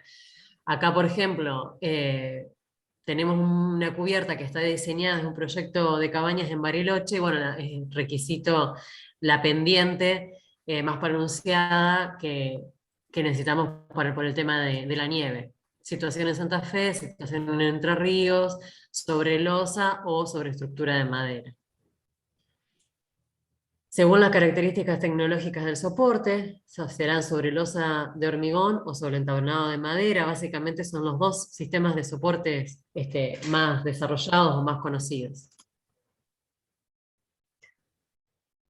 Esto es el sistema constructivo Altara, que es de una empresa local de la ciudad de Santa Fe. Es el sistema que está desarrollado sobre losa de hormigón armado, y bueno, tiene sus sucesivas capas de aislaciones, aislación hidráulica, aislación térmica, después las capas drenantes sucesivas. Acá están todos los detalles, digamos, de los componentes. El antirraíz es un componente importante para evitar que, en el caso que crezcan vegetaciones, que tengan raíces pivotantes, que puedan llegar a... Pivotantes es que son como una aguja hacia abajo, ¿no? Una zanahoria, por ejemplo, que por su forma puedan llegar a pinchar alguna de las capas impermeables. El antirraíz funcionaría desviando esas raíces para que no lleguen a donde no queremos que lleguen. Geotextiles. Perdón, ahí, Mario, si no me equivoco, si mal no recuerdo, el sistema cuenta también con una capa que es antirraíz, pero que es una barrera química que repele Sí. las raíces, ¿no? Sí, puede Aparte ser. de la otra que es la mecánica que las desliza. Puede ser que sean de estas dos antirraíz, Claro. tienen dos sistemas de antirraíz, y creo que el amarillo creo que es el que estás Sí. hablando vos, Evan, el Sí. químico. Sustratos, que será según el tipo de vegetación que se va a utilizar, el sustrato que se va a elegir, y también el espesor de sustrato y la vegetación. Y este es el sistema que nosotras, con el que nosotros trabajamos. Dale. Este es un sistema bastante más económico y es el que más usamos nosotros, que tiene que ver con una estructura de machimbre de 1 pulgada, siempre calculada, ¿no?, sobre rollizos o sobre estructura de escuadría de madera. Después viene, bueno, nosotros ponemos una serie de cartones reciclados para evitar que por ahí los clavos o algún desperfecto de la madera o astilla rompa la capa impermeable, que es lo que sigue. Después viene la serie ponemos 2 capas, una capa de nylon, no es nylon, es polietileno de 500 micrones, que nos hace de impermeable y de antirraíz. Bueno, no, la que sigue es la antirraíz, sí, en realidad. Las dos, porque sobre el nylon ponemos generalmente o una silobolsa o una lona de cartelería reciclada para evitar dañar el polietileno, que es nuestra garantía del paso de humedad. El polietileno se pone como si fuera teja, siempre se encima, bueno, tiene una manera particular de ponerse, se compran en rollos de todo el largo del techo. Y sobre la silobolsa o la lona de cartelería viene la capa drenante, que es la que permite escurrir el exceso de humedad, que hay veces que usamos, en general usamos los desperdicios de ladrillera, que son los pedazos de ladrillo pasado por la hormigonera, por la perita, para redondearlos y que no quede ninguna punta que pueda llegar a lastimar. Sobre eso ponemos un geotextil que lo que hace es el efecto colador, permite que pase el agua excedente que no alcanza a absorber la tierra cuando ya se satura, pero no permite que se lave la tierra. Y después viene toda la capa del sustrato, que bueno, también se compone de acuerdo a lo que uno quiera plantar arriba, digamos. En Hay este caso, perdón. Dale. No, que cuando proyectamos una cubierta verde, también como en los otros materiales que hablábamos de los muros, lo que atendemos es a cuál es el recurso disponible en la zona.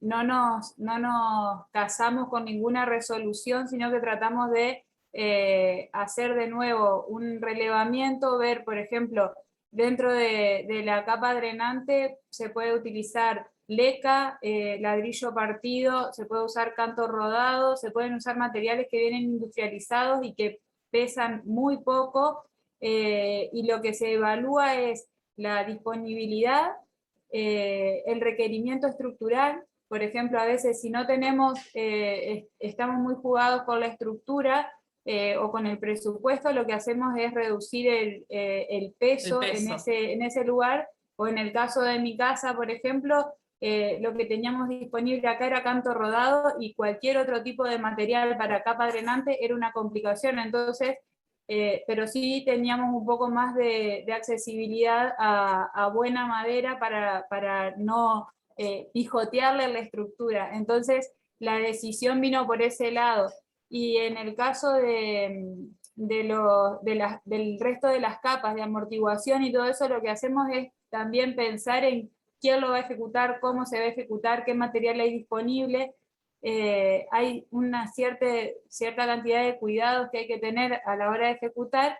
Y por último, el tema de la aislación térmica. Generalmente todas estas resoluciones pueden tener más o menos requerimientos térmicos o acústicos, distintos tipos de aislación que se pueden ir agregando, pero generalmente utilizamos esto porque como ya tenemos cubierto desde el diseño de la casa, que lo hacemos pensando, basándonos en los parámetros de diseño bioclimático que vimos en la clase pasada, y tenemos en cuenta el uso de materiales que acompañan esa decisión y ese objetivo de bioclimatismo, el techo, que como veíamos en la clase anterior, que no lo mostramos hoy, pero estaría bueno recalcar eso, el techo es una de las superficies que genera el mayor intercambio de temperatura, de una vivienda, ronda entre alrededor del 25%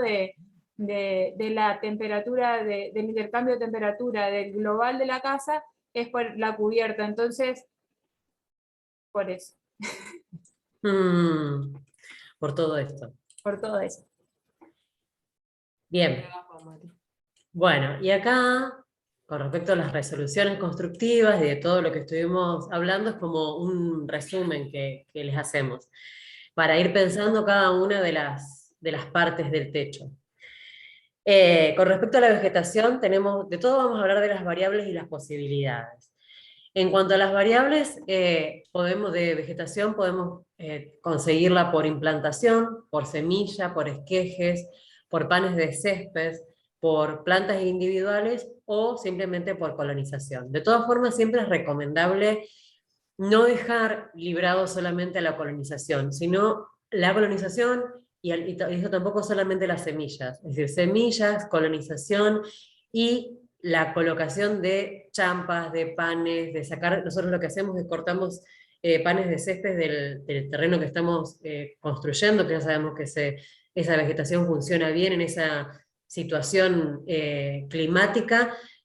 Sacamos panes de césped de las cunetas, por ejemplo, o del borde de la vereda, y las subimos a la cubierta para generar manchones de césped que después vayan creciendo y colonizando. Las semillas puede ser un recurso que acompañe esto, las esquejes también, y la colonización sucede.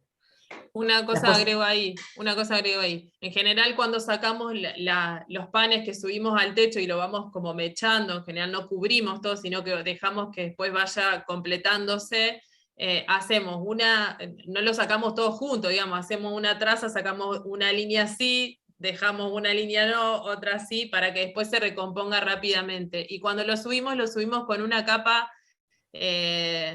una de capa sustrato. importante de tierra, de sustrato, con el que viene para que, bueno, si hay alguna semillita ahí de algún otro tipo de vegetación que a lo mejor nosotros no vemos, bueno, vaya junto con el techo y eso permite lo que sucede en el techo de Evan, por ejemplo, que aparecen cosas luego Cosas de sembrar. raras.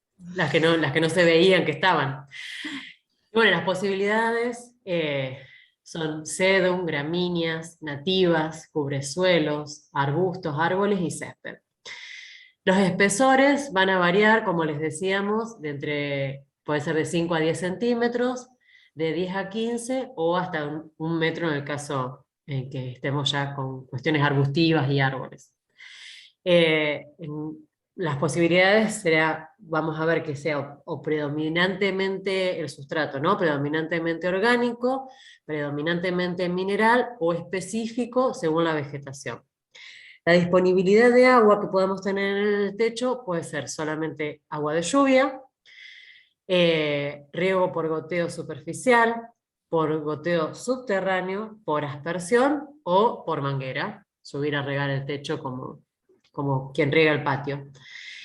Después con el excedente de agua, la capa drenante puede ser por escorrentía, por cámara de aire debajo de los sustratos o intersticios de aire bajo los sustratos. Digamos, son, como hay que verlo en detalle, que no lo desarrollamos, pero son dos cosas diferentes.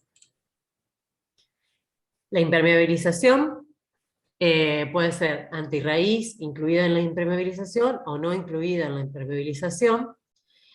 Y las posibilidades de impermeabilización es membrana a base de asfalto, la membrana asfáltica, membrana de policloruro de vinilo flexible, PVC, membrana de polietileno o membrana reciclada. Silobolsas, generalmente esto es la membrana o cartelería. La membrana reciclada, silobolsa, no es recomendable utilizarla sola, sino que puede ser un complemento con cualquiera de las otras 4 que tenemos arriba. Con respecto a la pendiente, pueden ser planos horizontales, planos de débil pendiente, mixtas o curvos. Y el soporte puede ser de hormigón, de madera o de hierro. Acá de hierro apenas lo anunciamos, no se suele utilizar mucho, pero sobre una cubierta de chapa, por ejemplo, existente, que tenga una estructura lo suficientemente fuerte, haciendo la impermeabilización correspondiente, se podría utilizar como soporte de una cubierta verde. Bueno, y acá nuevamente les proponemos un ejercicio de campo que es medio de reflexión, como fue la vez anterior, y que es a partir de los temas desarrollados en este segundo encuentro, les proponemos que tomando como caso de estudio la ciudad donde habitan, busquen información sobre construcción con tierra o cubiertas verdes del territorio, estimar si es antigua o contemporánea, y de ser posible, conversar con los propietarios sobre el origen de la obra. Recolectar tierra que encuentran disponible donde habitan y utilizando el libro Selección de suelos y métodos de control de la cubierta de la construcción con tierra, prácticas de campo, que es un libro que les vamos a compartir, realizar algunos de los ensayos que les propone el libro o de los que estuvimos hablando nosotros en la charla, de manera de poder identificar de qué tipo de suelo se trata. Es como para sacarse la curiosidad y hacer la prueba y las comparaciones y a ver si se puede interpretar con qué suelo se cuenta en el lugar donde habitan. Como para embarrarse un poco y no quedar tanto en la teoría, sino que cuando uno empieza a embarrarse empiezan todas las dudas. Claro, y las preguntas y las certezas también. Y a nosotros nosotros dábamos estas charlas, se imaginan, antes de la pandemia presencial y siempre acompañadas de pruebas, de algunos de estos ensayos que les contamos, y en el mejor de los casos con prácticas, digamos, de ejecución de alguna de las Una técnicas en quincha. obra, claro. Yo voy a aprovechar y leo algunas de las preguntas que están ahí en el chat, como Primero para... otra vez, Carolina. Se Ah, cierra, perdón. se saluda, muchas gracias. Y ahora vamos a pasar. Bueno. Bueno, Muchas A ver. gracias.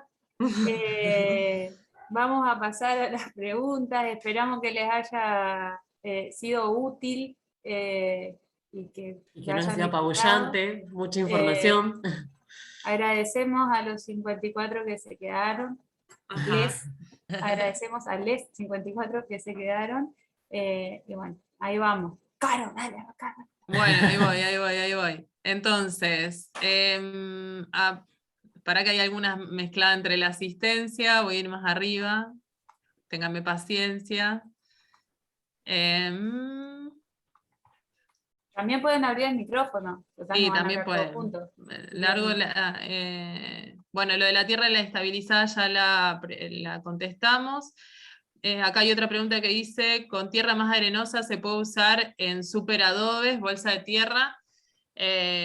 Sí, el superadobe es una de las técnicas, pero que no desarrollamos. Consiste en bolsas alargadas que se van rellenando con tierra y se van apilando, formando... Y apisonando.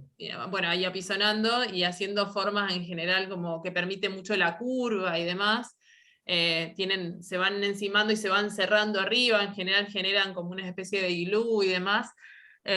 Ahí no es tan importante la consistencia de la tierra porque no está uniendo ni generando nada, sino que está dentro de la bolsa, digamos, no cumple ninguna función más que de relleno. Y con las propiedades de la tierra, digamos, para las La aislaciones, higroscopicidad y todas las higroskopicidad, propiedades. las sigue teniendo, pero no, en sí misma no tiene funciones estructurales y de resistencia, digamos. Exacto. ¿Qué más? Ahora vienen todas las preguntas, los nombres, ya aparece una pregunta. Había una mezcladita, ya la voy a encontrar. Acá. ¿Qué sobrecarga tiene aproximadamente ¿qué sobrecarga tiene aproximadamente por metro cuadrado para una losa? El techo verde depende de cómo lo compongas. O sea, como dijimos, según el sustrato que querés poner arriba, es la cantidad o el espesor vegetación. perdón, según la vegetación que querés poner arriba, es el espesor de sustrato que tenés que diseñar.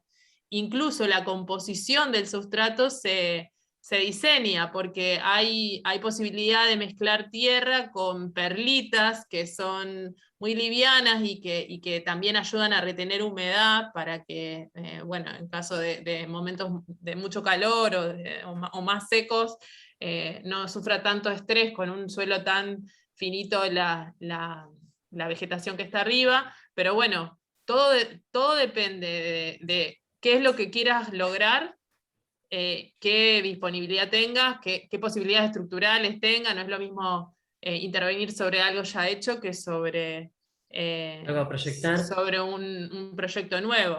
Y también se tiene en cuenta a la hora del cálculo de la cantidad de peso por metro cuadrado que se calcula el techo mojado, porque duplica Claro. su peso, y la cantidad de personas que podrían llegar a estar arriba del techo. Para que tengan una idea, nosotras que generalmente proyectamos nuestras obras pensando en que podemos llegar a ejecutar un taller en la ejecución del techo, calculamos una sobrecarga importante de las personas que puedan llegar a estar asistiendo a ese taller.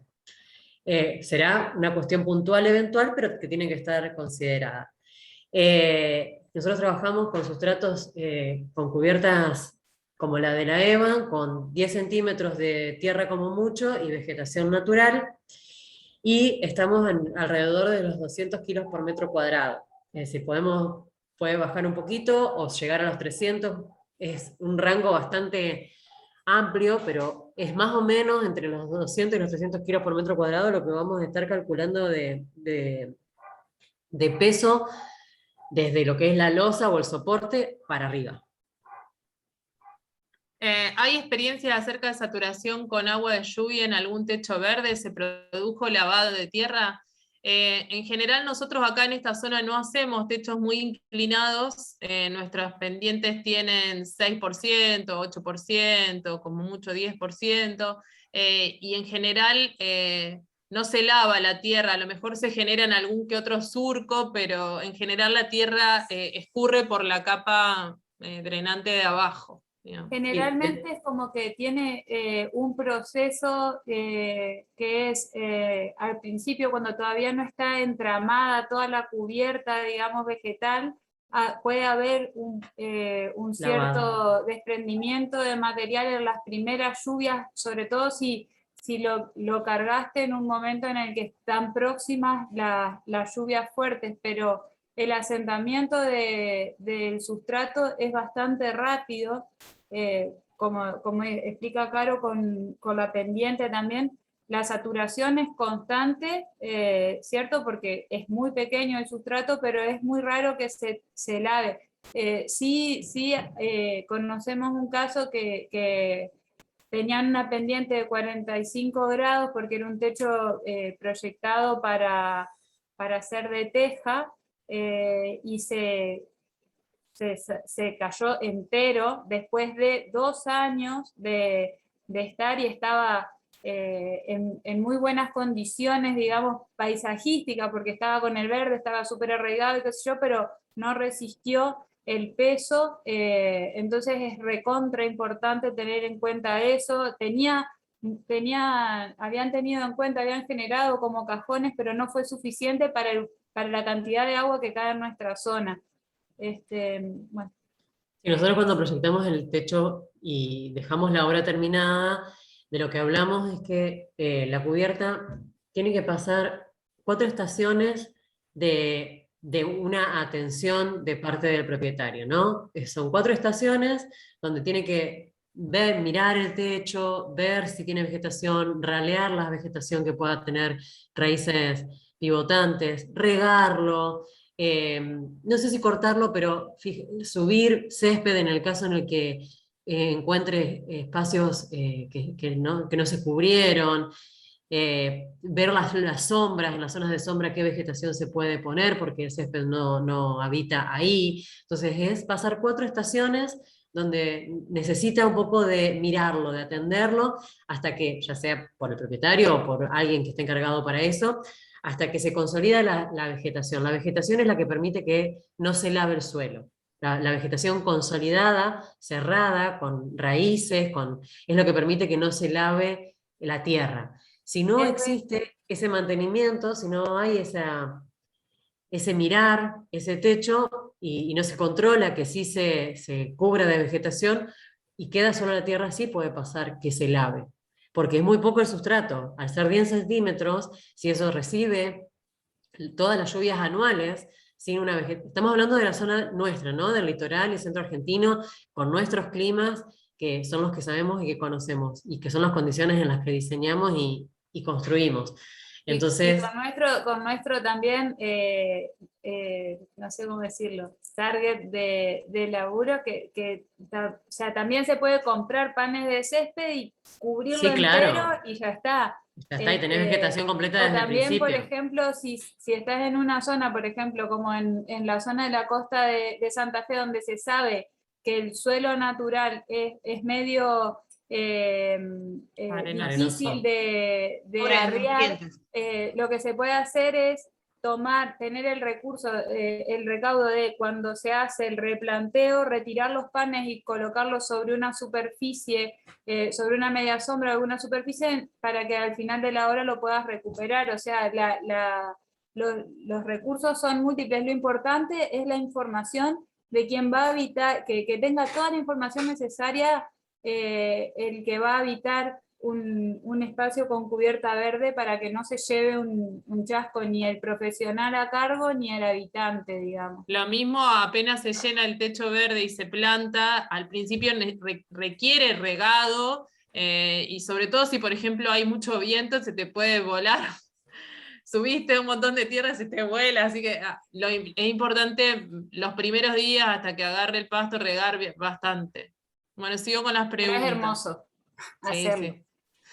¿Se puede poner techo verde en casa no planificada para ello? Es techo a 2 aguas. Y bueno, ahí cálculos estructurales, porque es mucho el peso que se agrega, hay que analizar un montón de cosas, hay que analizar los sistemas pluviales, si en general... si se puede modificar o adaptar, pero en Exacto. general, si es una cubierta plana, los desagües fluviales van a estar sobrecalculados para Claro. un techo verde. El tema es la Lo que dice estructura, que es a sobre dos todo. aguas, lo que dice que es a dos aguas, por eso. Los techos que son con pendiente, no sé si está hablando de una chapa o no, ahí es más complicado, digamos, así que hay que analizarlo bien.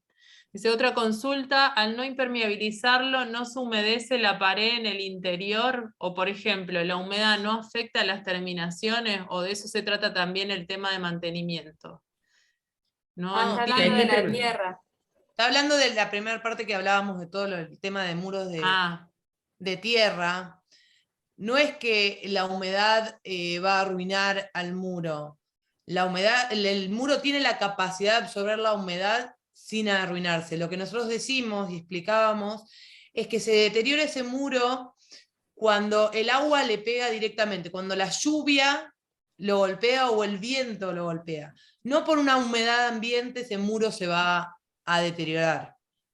O en algunos Eh, sectores de mucha humedad, digamos, por ejemplo, como un baño, si al baño lo impermeabilizás completo, termina teniendo más problemas que si impermeabilizás solamente la superficie que va a recibir directamente el agua y el resto de los vapores pueden ser absorbidos por las paredes.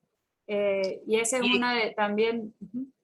No, que ese es un detalle a tener en cuenta cuando uno hace los baños, porque se imagina que lo tiene que impermeabilizar todo, cuando en realidad los muros donde no toca el agua es mejor dejarlos en tierra para que en ese baño no se generen hongos tampoco, porque el vapor de agua, la humedad que hay, se lo absorbe el muro y no te permite generar los hongos. Entonces es como la idea que capaz que muchas personas tienen esto de que la humedad del ambiente va a arruinar en la tierra, no. Es lo que tenemos que hacer es con un buen diseño, proteger esas paredes de las lluvias intensas, porque tampoco es que si le cae un poco de agua se va a arruinar. Entonces es tener esto, el buen sombrero, buenas botas y un buen diseño bioclimático, ya como encerramos un montón de cuestiones para que esos muros no se deterioren tan fácilmente. concretamente nosotros tenemos que tener cuidado con las paredes al este y al sur, donde las lluvias nos da así, en horizontal. Esa es la que tenemos que cuidar, básicamente.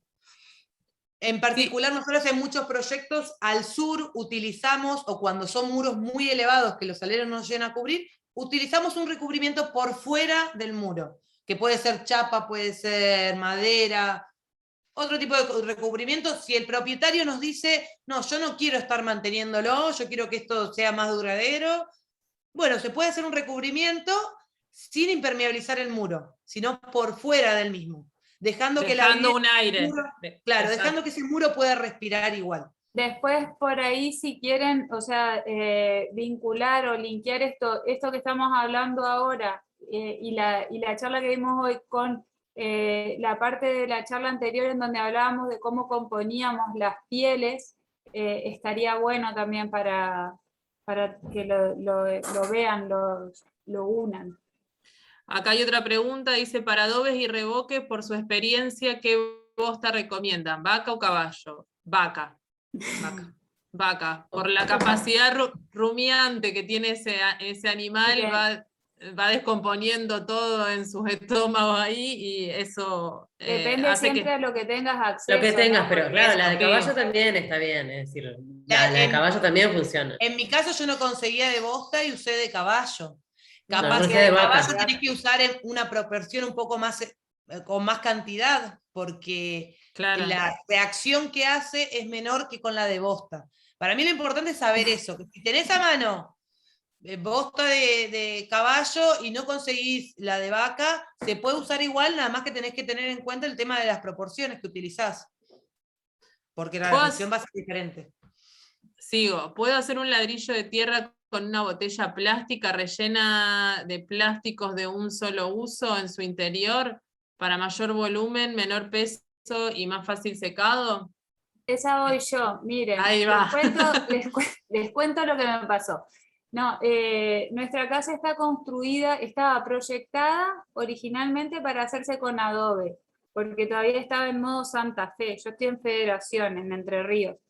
y recién había llegado de trabajar unos cuantos años con estas dos personas y otros personajes más en Santa Fe, en la cooperativa Teco, y teníamos como la práctica del adobe, porque teníamos el ladrillero y todo.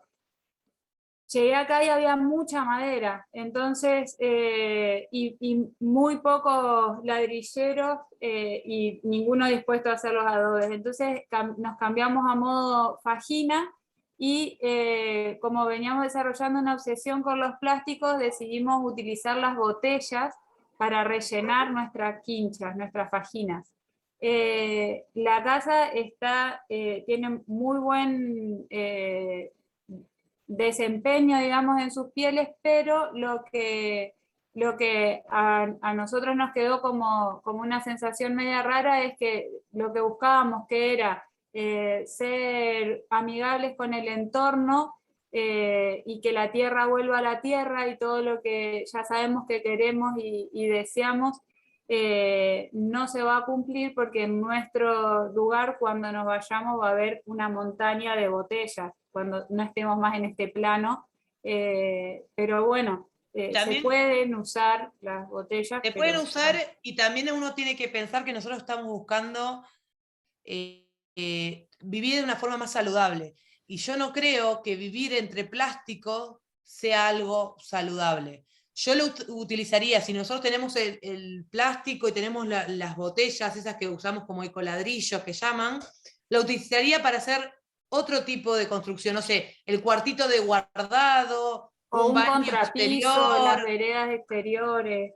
Claro, algo exterior, que no te quede en el interior de la casa. Nosotros recomendaríamos, o sea, no vivir rodeados de plástico. Hasta ahora vivir rodeados de otros elementos más naturales.